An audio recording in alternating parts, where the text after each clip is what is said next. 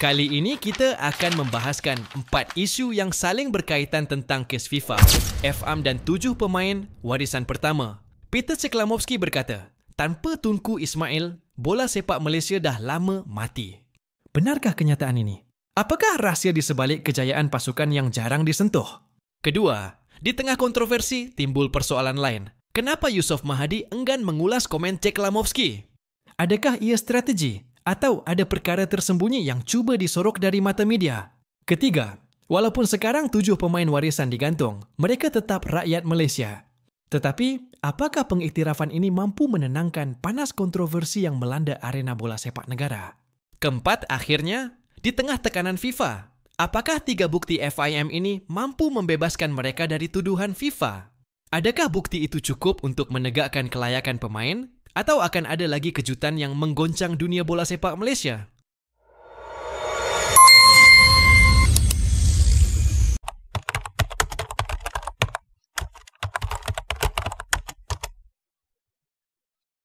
There's a lot of negativity towards TMJ. He's a visionary leader.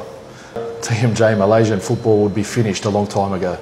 Peter Ceklamovski menegaskan kenyataannya dengan penuh keyakinan. Tanpa Tunku Ismail, bola sepak Malaysia sudah lama mati. Ketika pasukan yang hampir hilang arah, latihan yang tidak menentu, stadium yang suram, semua itu hampir menjadi realiti.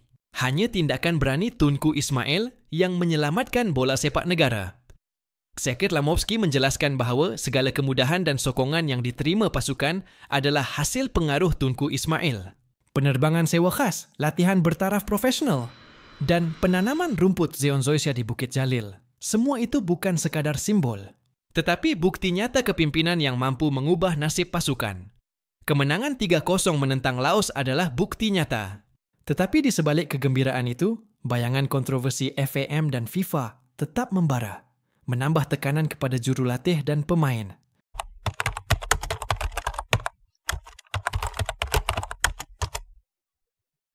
Sementara itu, pemangku Presiden FAM, Datuk Wira Yusof Mahadi, memilih untuk diam. Kenapa enggan mengulas? Adakah ia strategi untuk mengelakkan panas kontroversi? Atau ada perkara lebih besar sedang berlaku di belakang tabir? Media terus menekan, wartawan menyoal. Tetapi Yusof tetap fokus pada persiapan pasukan. Diamnya bukan tanda kelemahan. Sebaliknya, ia strategi untuk memastikan pasukan tetap fokus. Namun, di sebalik itu, tekanan dari FIFA atas isu dokumen palsu terus memanas dan FAM berada di tengah badai kritikan yang dahsyat. Namun FAM yakin mampu atasi segala tuduhan yang dilemparkan FIFA kepada mereka. Manakala FAM sekarang sedang giat mempersiapkan pasukan untuk menyerahkan 3 bukti kukuh. Dan dalam beberapa hari lagi, kita akan dapat mendengar respon dari pihak FIFA. Di penghujung video ini, kita akan lihat 3 bukti kukuh dari FIM untuk dibincangkan sebentar nanti.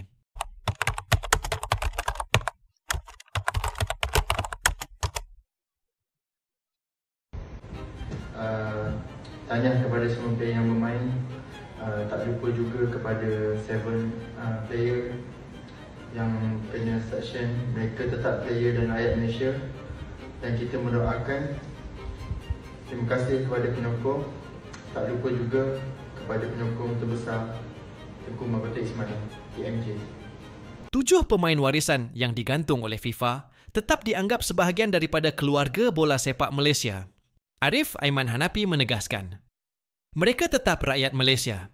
Namun, suasana di luar padang jauh lebih panas. Media mengulas tanpa henti. Netizen membanjiri media sosial dengan pelbagai pendapat dan spekulasi mengenai dokumen palsu membara. Setiap perlawanan yang dimainkan pasukan kini bukan sahaja tentang kemenangan, tetapi juga menguji kesabaran dan moral pemain di tengah kontroversi yang belum reda. Bayangkan tekanan sebanyak itu. Pemain yang bersiap untuk beraksi, dengan sorakan penonton di satu pihak dan kontroversi dokumen palsu serta tuduhan FIFA di pihak lain. Keadaan ini menuntut disiplin dan mental yang luar biasa, kerana satu kesilapan kecil boleh menjadi bualan media dan memperburuk situasi.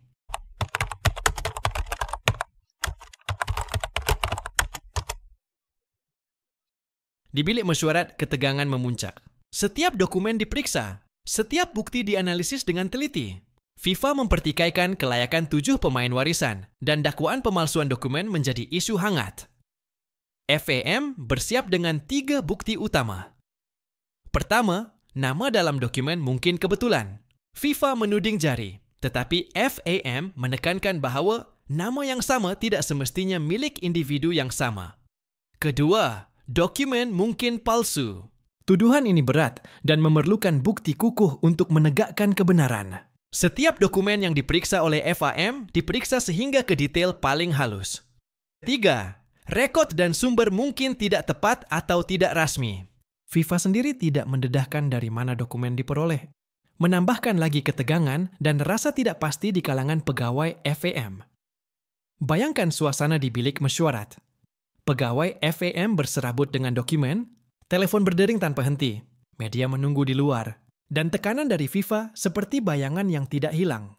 Setiap bukti adalah senjata untuk mempertahankan nasib 7 pemain dan memastikan bola sepak Malaysia tidak terhenti di tengah kontroversi.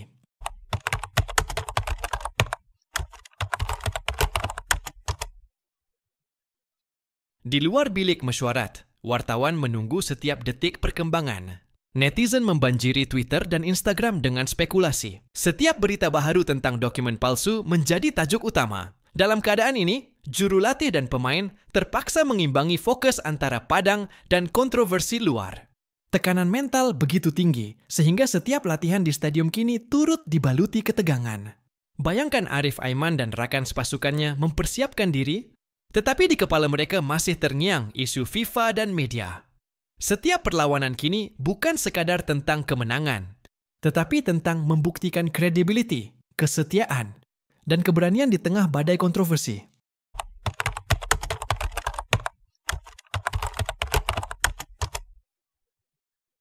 Inilah hakikatnya. Bola sepak Malaysia bukan sekadar tentang gol, statistik, atau kemenangan sementara.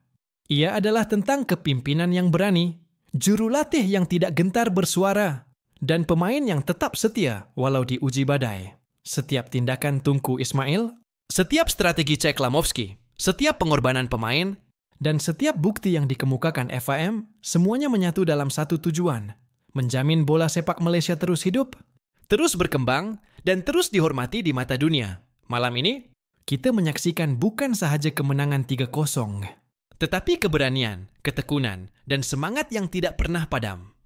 Dan esok, kisah ini akan menjadi inspirasi kepada pemain, penyokong, dan generasi yang akan datang. Bahawa bola sepak Malaysia hidup kerana ada mereka yang berani memimpin, berani berkorban, dan berani percaya. Dan dari kes inilah kita dapat menilai siapa kawan dan siapa lawan.